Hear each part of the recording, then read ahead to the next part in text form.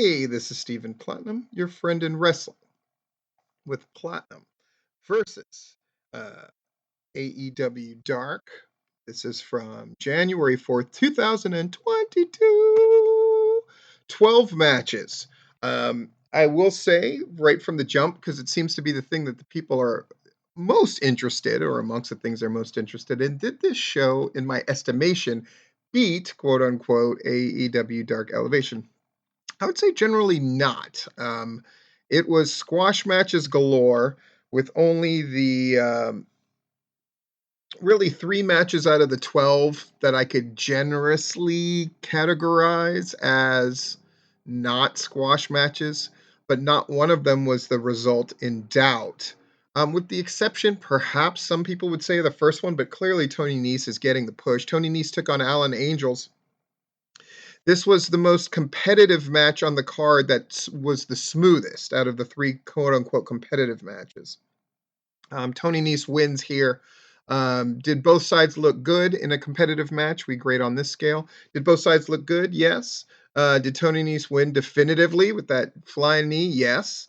And is something advanced? Yeah, I think we might see Tony Nese against other members of the Dark Order. Next, we had Anna Jay take Conti and -1 at ringside with Dream Girl Ellie. Dream Girl Ellie is going to, at the very least, share consideration for Performer of the Week. Boy, did she do a great job with Anna Jay, whose confidence is skyrocketing. But Dream Girl Ellie really did a great job with Anna Jay here. And watching Dream Girl Ellie pop up here, there, and everywhere on NXT and other places has been really great. Really does a good showing here. Great job. Gun Club. Billy, Austin, and Colton continue their winning ways over Rolando Perez, Austin Green, and Donnie Primetime. Donnie Primetime with a little more seasoning on him, and Austin Green, of course, the best of the bunch. And at the end of the day, any six-person tag with Billy Gunn is generally going to go pretty smooth. It was definitely about making his son shine, and that definitely happened here. The guys did a good job in defeat, so 3 check marks moving on. Marina Shafir defeated Valentino Rossi. So Marina's somewhat push continues. And it's nice to see. I'm going to give 3 check marks. I knew Marina was going to win. Valentina certainly did herself some favors and probably got herself booked again. Great job. Bobby Fish against Ryzen. Ryzen is one of my favorite regulars on AEW Dark and Dark Elevation and does a great job here. Bobby Fish kind of ramps it up a little bit. Usually he's kind of a slow burn style of wrestler, but taking into time considerations, they did give him a little bit of time, but not all that much. They made a good little match and had a good little story out of it. Bobby Fish winning here. 3 check marks. Legit Layla Hirsch, Red Velvet, and Chris Statlander against Renee Michelle. Sofia Castillo, who's one of my favorites, and Marina Tucker, who's another one of my favorites. And Sofia and Marina definitely do themselves proud here. But this was about Chris Statlander really showing her thing. And I think Red Velvet is really due to advance to the next level. I think her improvement over the last year has been intense and immense. And she looks good here as well. And legit Layla Hirsch coming across very nicely as well. 3 check marks. The Acclaimed against Blanco Loco, who's another one of the guys I really like, and Axton Ray, who I've heard about but never seen, and he does a great job here, as does Blanco Loco. The Acclaimed at the end of the day win with the mic drop. 3 check marks. Again, I'm kind of cursorily going over these matches because nothing of significance is really happening. That's why I would give it to AEW Dark Elevation. But this is the kind of dark show that we expect. It's not bad.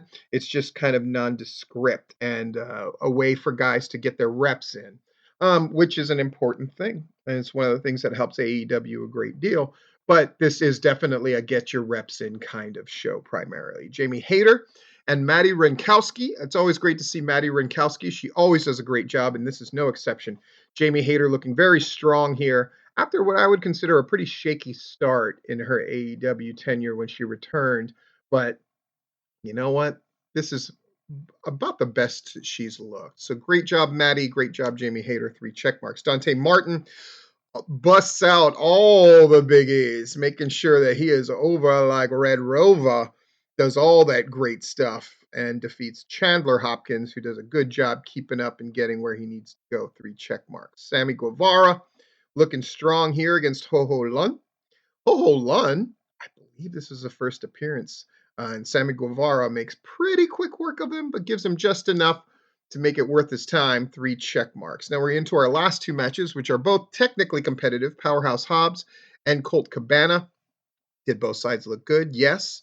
Did Powerhouse Hobbs go over definitively? Absolutely. Is something advanced? Yeah, I think we might see more of the Dark Order against Powerhouse Hobbs, and perhaps a small program on the Dark shows with between the Dark Order and Team Taz. We shall see.